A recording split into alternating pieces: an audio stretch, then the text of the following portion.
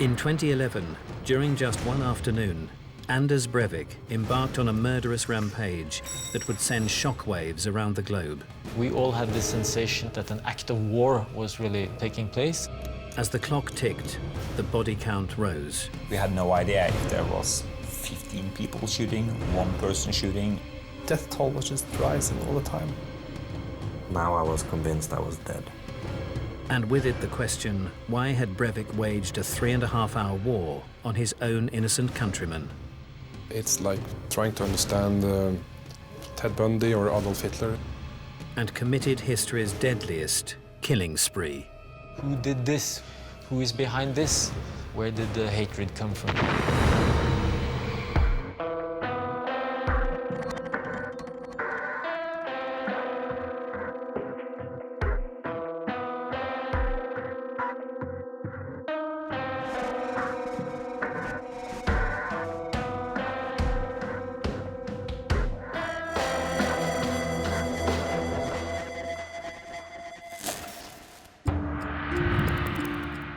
The 22nd of July 2011, Norway. A Scandinavian country admired for its landscape, high living standards, and for having one of the lowest murder rates in the world. In the capital city of Oslo, the day had begun like any other. 22nd of July is in the middle of the main holiday in Norway. And of course, the weather was pretty bad, as it always is. But it's still summer, so most of the people were actually at holiday. Pretty normal summer's day in Norway, actually. We were in the office, and it was quite a busy Friday. We were all looking forward to the weekend. At 3:18 p.m, a white van is captured on CCTV, parking next to Norway's government headquarters. Its driver is 32-year-old Anders Breivick, and cameras record him leaving the scene, armed and dressed in police-style uniform.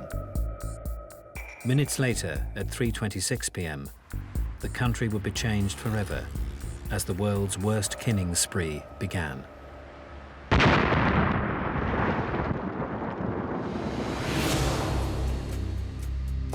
Og det var meldt om masse regn, og hørte jo da et voldsomt drønn. Jeg begynte å lure på om det kunne være tordenvær som hadde satt inn, men det var det ikke. Jeg hørte det var en veldig spesiell snert, et tungt drønn. Joachim Ringstad, a local shop owner, would feel the ferocity of the explosion firsthand. I remember just being in the office, and suddenly there was just like a pressure wave, big pressure wave that just kind of felt like it just blew through the whole building. There was debris and dust everywhere in the air. I thought the building would come down as well.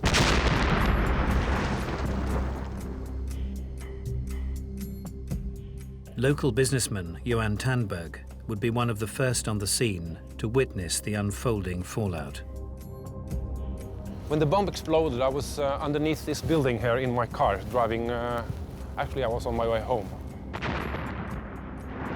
I had to lay down on the floor in my car. I thought the ceiling was coming down. I was scared. It was a big air pressure through the tunnel.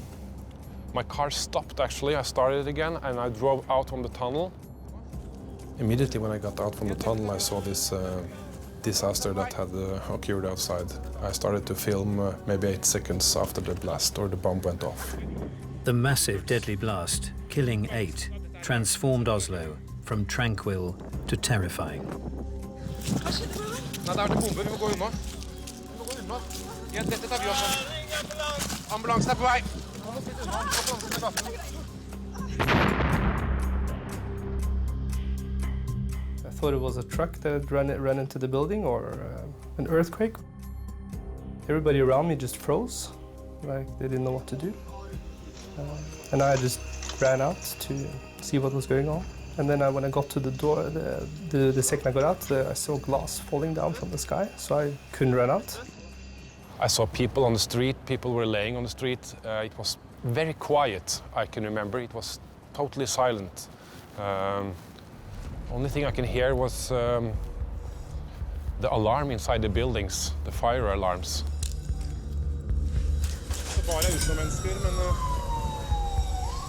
With authorities beginning to arrive, the scale of the task facing them quickly became apparent. Jeg kom inn i området bare noen minutter etter eksplosjonen.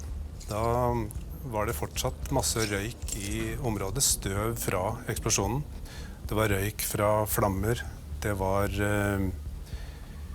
var store ødeleggelser på stedet. Det var døde, hardt skadde. Trekk unna! Trekk unna! The blast, you could hear it all over Oslo. Up to 70-80 kilometers away from this spot, people could hear the bomb went off. We could feel it even where I was living. So I went outside and I looked toward the center of the town, and there was smoke coming up where our government buildings are. First thing I thought was Norway was under attack. Kom dere lengst mulig unna alle sammen, flere kvartaler. Her kan dere ase mer, og dere kan sprenge mer. Det flere oppover? One building I went into, helped some people out. One building was so damaged, so I couldn't go into it. I was afraid it would fall down.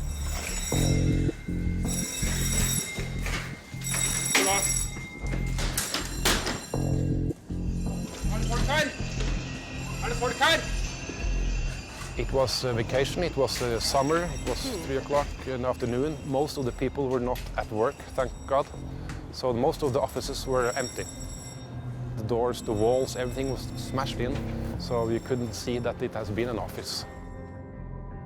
People were really scared in town for more bombs or for who did it.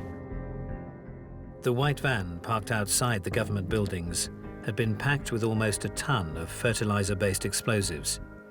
Its detonation had left 8 dead and more than 80 injured. We all had this sensation of that an act of war was really taking place, and we were wondering who did this, who is behind this, where did the hatred come from?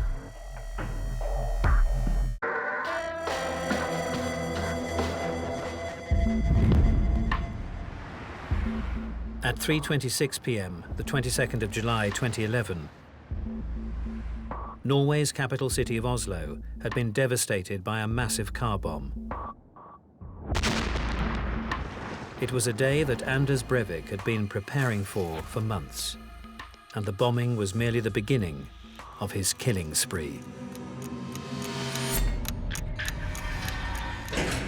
The 13th of February 1979, Oslo.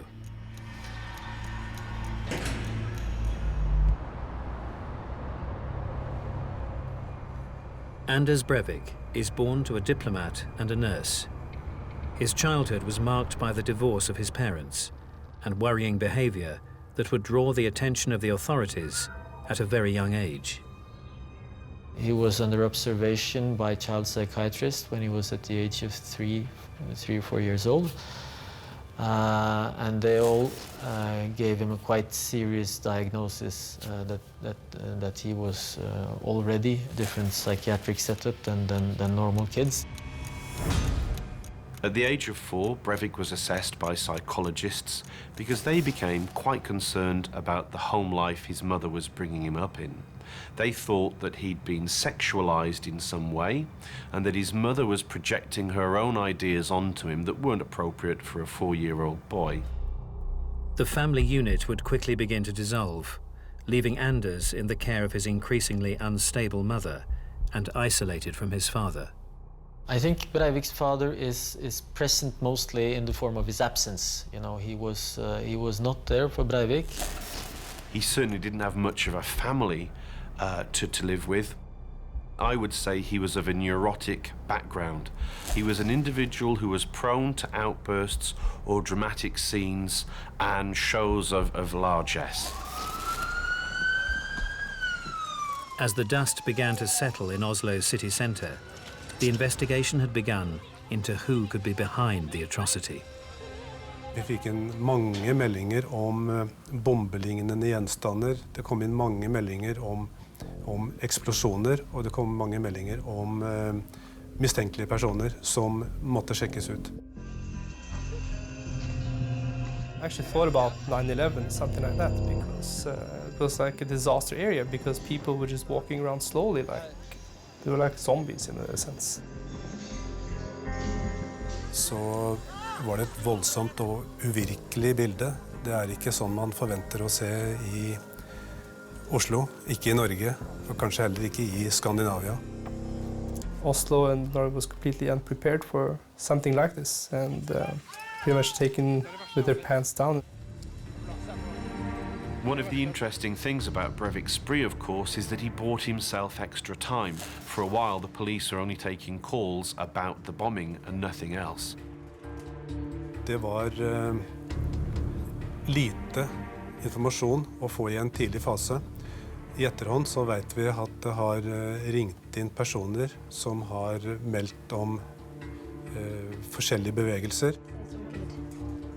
Pictures coming through to the police control room would offer the first crucial clues in their hunt for the perpetrator. Vi kunne få fortalt hvor gjerningsmannen hadde gått, hvilken bil som var parkert på utsida, som da var blitt sprengt, og registreringsnummeret på den, slik at alt av det ble sendt inn til de som holdt på med etterforskning her inne på politihuset. But the culprit was already one step ahead of the authorities, and what he had planned next would dwarf the carnage in the city and shock the entire world. Breivick was driving out of town when his bomb exploded. I think he enjoyed the deception. He was absolutely relishing the artistry of what he was doing. He was driving for about 40 minutes until he came to the nearby lake of Tyrifjorden. With confusion and tensions mounting across the country, Breivick would begin to execute the second stage of his plan. The island of UTOYA was hosting a summer camp of young Labour Party activists, and Breivick was headed straight for them. And he parked his car on the ferry crossings over to UTOYA, and he presented himself as security police officers there to instruct them about security measures that needed to be taken in light of the explosion that had just happened in Oslo. And they sent the ferry over to collect him. What would come next would be an act so sinister it would strip a generation of its innocence.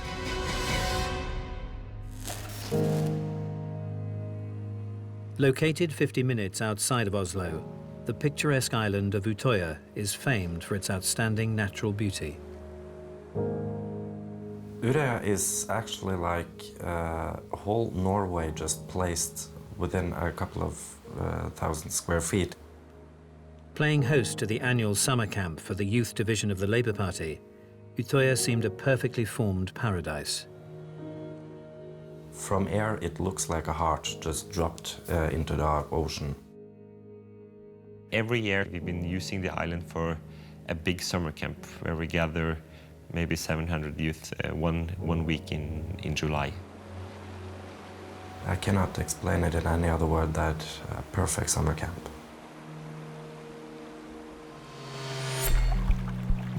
But this island idyll would soon be transformed into a nightmarish vision of violence by Anders Breivick. People were playing football, volleyball, everything was just normal, perfect. Suddenly, the one who was running the island, we called her Mother UTOYA, comes in with a look on her face that I've never seen before on anyone, and she said, something has exploded in Oslo. Of course, we were shocked, but and we saw pictures, and it was like seeing scenes from a city in the war. It was like someone switched the light off and took the breath out of everybody's lungs. It was no joy anymore. I remember walking up here and My mother called me. She was worried something happened to me, and I said, no, nothing happened. I'm on UTOYA. I wasn't in Oslo, and she should be just calm because I'm probably at the safest place in Norway right now. No one could have imagined that the man behind the bombing in Oslo had his sights set on the island of UTOYA.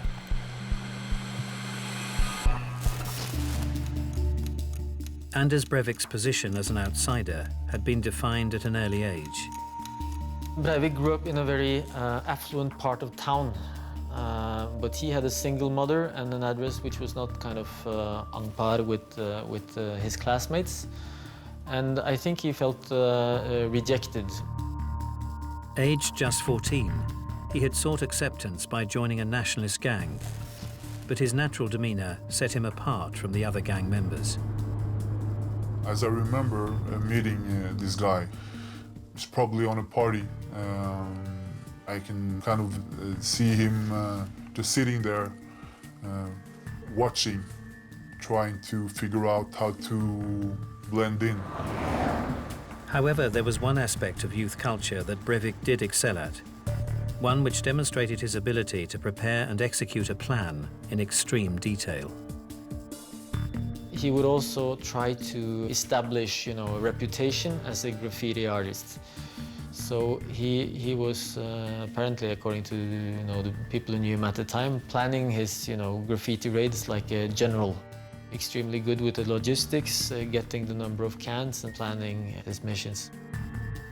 He was definitely searching to get some recognition, to be someone. As it happened all the time with him, he worked very hard for recognition, but he ended up being rejected also by these people. Breivick has certainly made reference to being isolated when he was younger and in his teens, but he's also showed adept skills at belonging when he needed to. So although he postures himself as being the outsider's outsider, as a narcissist he's also very capable of working on the inside when he needs to. Such capabilities would prove crucial in carrying out the second stage of a killing spree that has already seen 8 dead. Noe senere så fikk vi melding om at gjerningsmannen kunne ha en politiuniform på seg, at han kunne ha en skuddsikker hjelm, og at han hadde våpen I hånd. At 5:17 p.m. on the 22nd of July 2011, the ferry arrived at the island of UTOYA.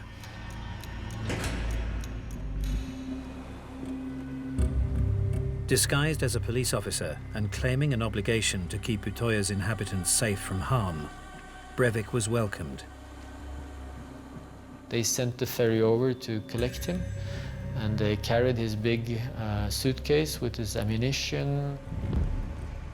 At 5:21, the first shots were fired, beginning what would be over an hour of unimaginable horror.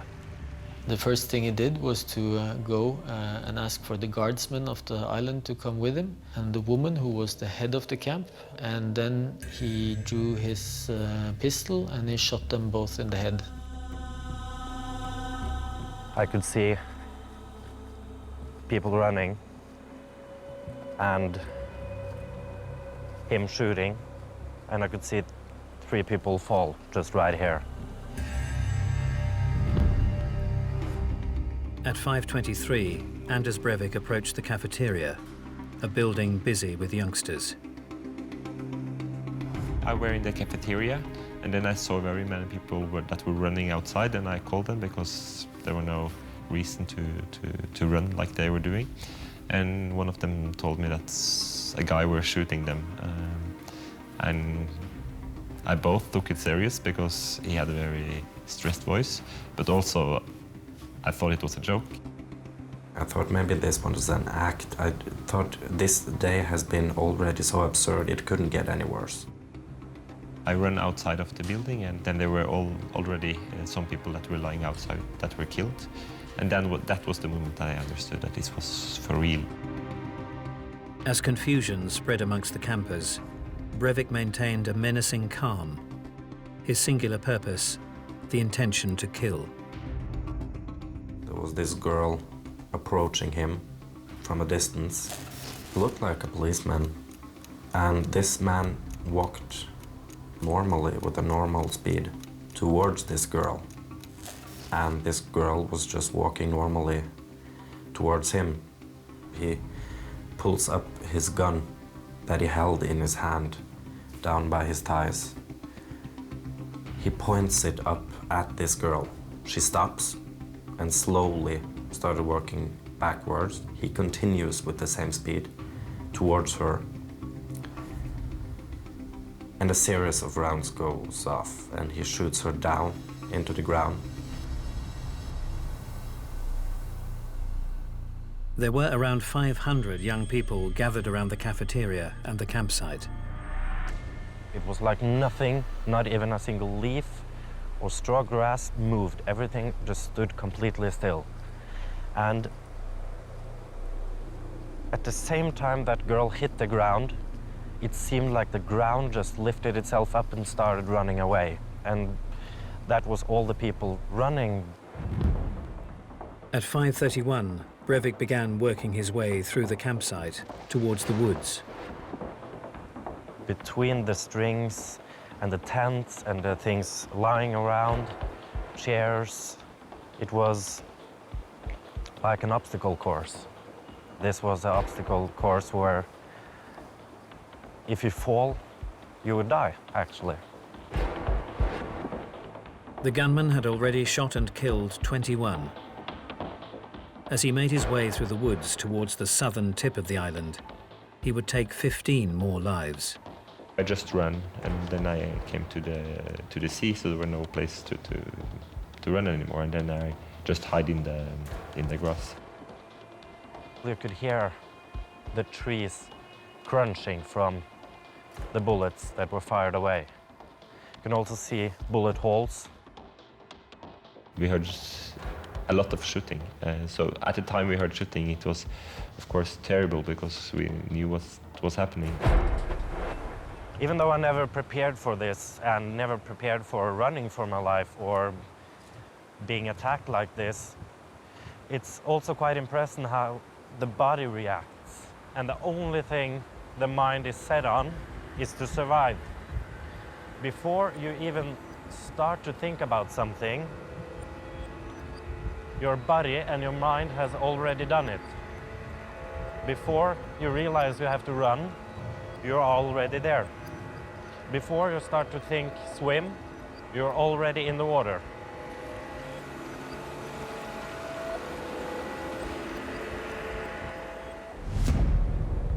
Rumours of the atrocities unfolding on UTOYA began to circulate across Norway. Journalist Marius Arnesen would be dispatched in a helicopter to investigate. When we approached UTOYA, the weather was really bad. It's raining from kind of all directions, and you have to go in pretty low, like as low as possible without breaking any laws.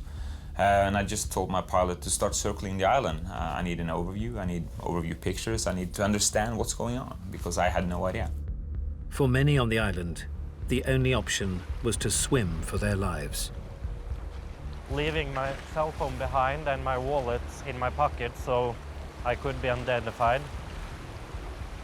we started swimming. I started seeing people in the water. And the strange thing about your mind is that you don't expect people to be swimming away from an island like scared. This was a summer camp in my head, and my head told me, oh, they're taking a swim. And it takes like a second, and no, they're not swimming, they're not baiting, they're swimming away from the island. I couldn't breathe. So after 50, maybe 100 meters, I turned back. I realized this was going to be too far. And I also realized that I was probably going to drown. At that time we started to realize, but this is a process that goes over time because it doesn't really add up. Your head doesn't really want to believe it. You think, okay, it's reported shooting, it might be someone playing with fireworks on one side of the scale, and on the other side of the scale it might be a mass murderer, but that's highly unlikely. I remember water level was probably around my hip or thigh somewhere. standing coughing. There was no one around me, so I thought that there was, and suddenly the same man that I saw earlier comes out of the woods just right next to me, 8, maybe 10 meters away, and started screaming that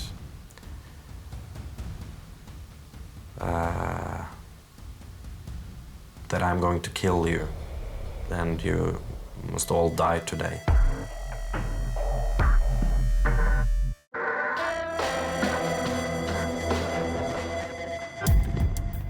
At 3:26 p.m. on the 22nd of July 2011, the Norwegian capital of Oslo was devastated by a massive car bomb.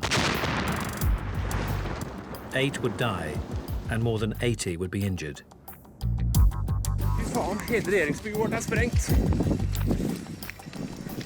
Nearly 2 hours later, a new horror had begun 25 miles away when a gunman began running amok on UTOYA, a small island packed with young people attending a left-wing Labour Party camp.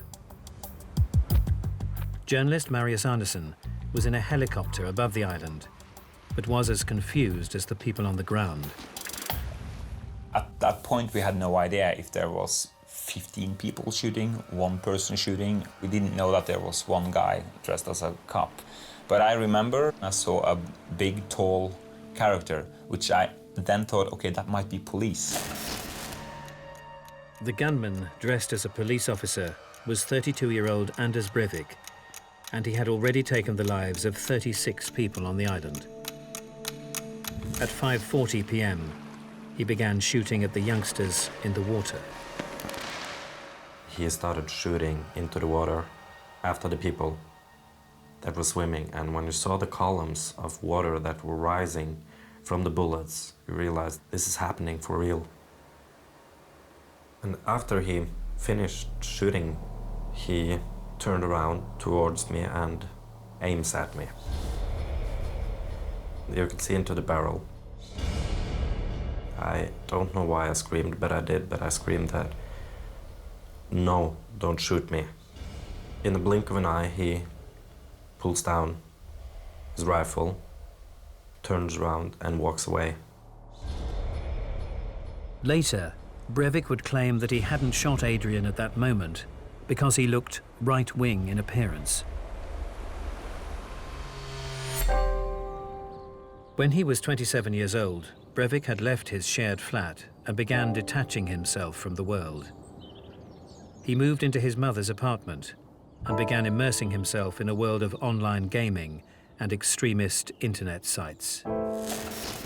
He was isolated, living with his mother, staying mostly in his room, playing computer games almost incessantly, visiting extremist websites. He also started to behave rather oddly.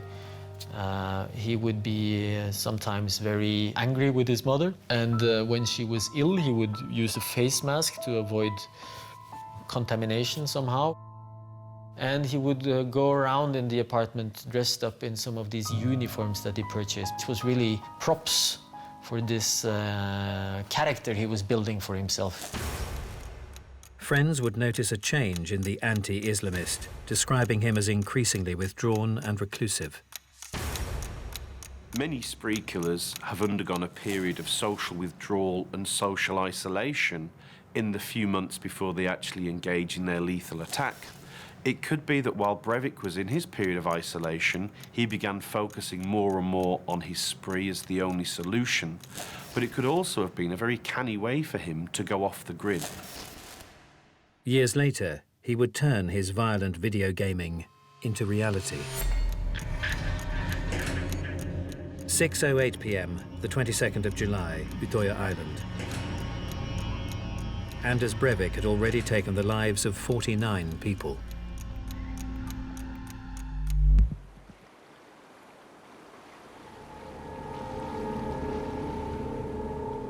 With police occupied by events in Oslo, local residents took to the water in boats in a bid to begin a relief effort, plucking those that had chosen to swim to safety from the freezing lake. One of those residents was local hotel worker Viggo Larsen. Jeg tror det kan ha vært 15-20 båter, tenker jeg, som søkte rundt øya i alle retninger. Når jeg begynner å nærme meg, så ser jeg en T-skjorte liggende og flyte i vannet. Så jeg sklir sakte mot den som jeg da først trodde var T-skjorte, men det var da et menneske som lå på maven i sjøen og var død. The local police dispatched officers to the island. Norway's specialist counter-terrorism unit, Delta Force, would also be called into action. I called the police several times and they said they were on their way, but it took more than 1 hour, so yeah, we were completely helpless.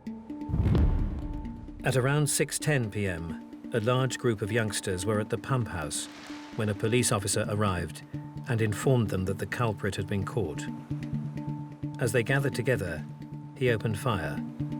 It was Breivick, and 14 would die at that moment. The really striking aspect about the massacre on UTOYA is how calm Breivick was, how methodical he was, and how careful he was. One of the common mistakes that journalists and media reports make, particularly in the immediate aftermath of a spree, is they believe that the killer was crazed, deranged, and shooting victims at random. We certainly see time and time again in spree killers that they are focused and calm and very much in control of both their emotions and the situation. For Adrian and those still trapped on the island, the terror would continue. I was there all alone. I thought maybe lightning wouldn't hit the same place 2 times, but it did. And then suddenly a group of people arrived. You could hear someone whispering, "He's coming." By 6:30 p.m, Breivick had circled the island and returned to the southern tip, where he began shooting again. The moment was captured from the circling helicopter. And the first shot was so loud. Before I even could open my eyes, I felt something warm next to my head. It felt like my head exploded. Now I was convinced I was dead. Adrian had been wounded in the shoulder. 5 of those around him would die. From what I know, the last bullet that was fired on here was the bullet that hit me in the shoulder and still is there. He was captured 1 minute and 20 seconds after the last shot.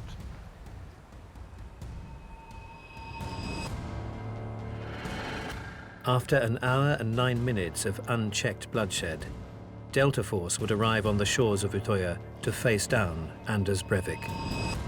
The last thing that we were actually able to see was the police walking like in tactical formations, like terrorists, like terror cops do, and checking out stuff. Then, the man responsible for a massacre would surrender without a fight. Breivick's spree was certainly different from many other sprees that have gone before it. Predominantly, spree killers either kill themselves or they are killed by law enforcement. Clearly, Breivick wanted to be taken alive so he could give his ideological views a platform.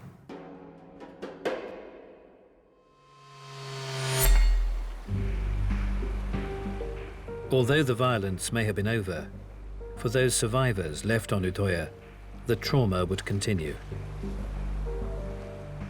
I was rescued by the police and they took me away and I was taken by a private boat. But when we came to the hotel where everybody was gathered, all those who survived, I immediately understood that the numbers of the killed will be extremely high. I'd like to say anything happened so fast, but actually it didn't. It happened very slowly. It seemed like we were trapped here forever. And some part of me probably still is. In one afternoon, Anders Breivick had claimed the lives of 77 of his countrymen, 8 in Oslo and 69 on UTOYA Island. he claimed to have committed the massacre as a political act.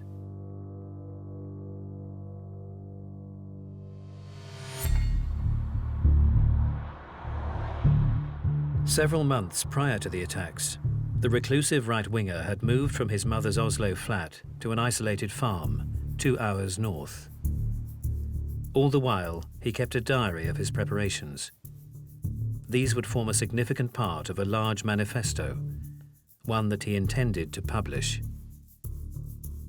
He played a very savvy game of taking lots of media-friendly pictures of himself, posturing with guns, posturing in uniforms, looking very Aryan on some occasions, showing his blue eyes and his blonde hair.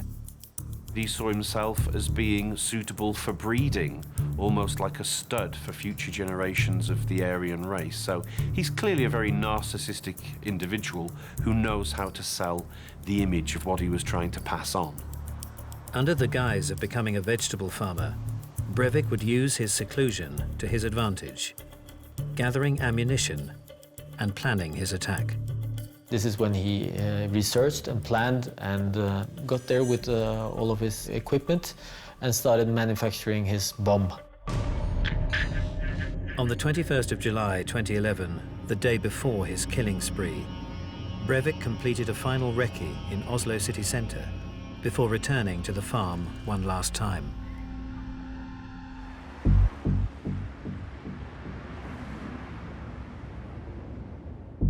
He was picked up at Reine station by taxi driver Arild Tangen.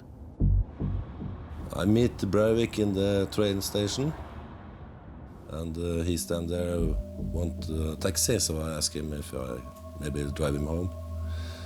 The farm is about 12 kilometers from Reine Centrum. Big farms with a lot of space. He had the place and to do what he was going to do. Breivick has claimed that he spent 11 months preparing for his spree and bomb attacks. He clearly knew what he was doing, and he knew the best way to go about it. He could effectively disappear while he ordered the parts and stockpiled the weapons and bomb-making equipment that he would need. After I drive him home, he went out of the car and he just stand in the middle of the courtyard. Yes. When I let him out, he was just standing there with his briefcase. I think, why don't you go in or do something? But he just stayed there. So I took my time just to see, but I've never been down to the farm before. He had no intention to go inside the house because he was in a hurry. Breivick would wait for the taxi to leave before driving back to Oslo. At 2:09 p.m, Breivick would make his motivations public, sending out his 1,500-plus page manifesto to supposed sympathizers across Europe. Just over an hour later, his killing spree, the deadliest in world history, would begin. But what had driven Anders Breivick to commit such an unimaginable crime?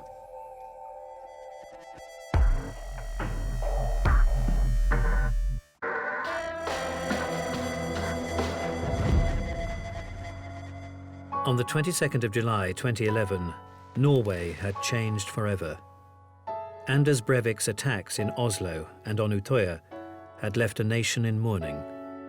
It is sometimes easy just to talk about the number, about the attack, but I mean, these were 77 individuals that are no longer with us.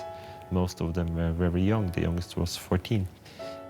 The majority were below 18, so yeah, that is what 22nd of July is about, is those who lost their lives.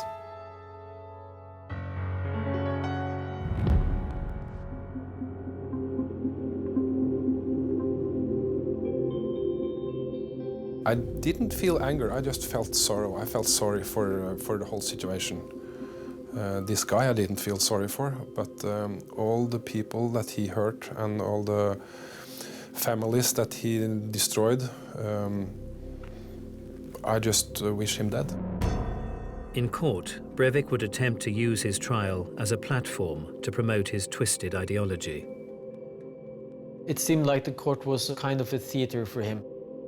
What the whole trial was about for him was to get recognition as a political terrorist, as an extremist, as a militant, and not to be somehow written off as crazy.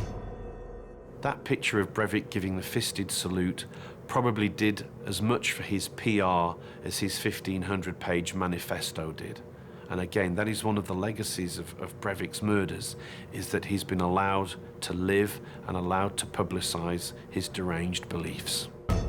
Anders Behring Breivik would be found guilty of the murders of 77, 8 losing their lives in Oslo, and 69 on the island of UTOYA. He would receive a 21-year sentence, the maximum possible under Norwegian law.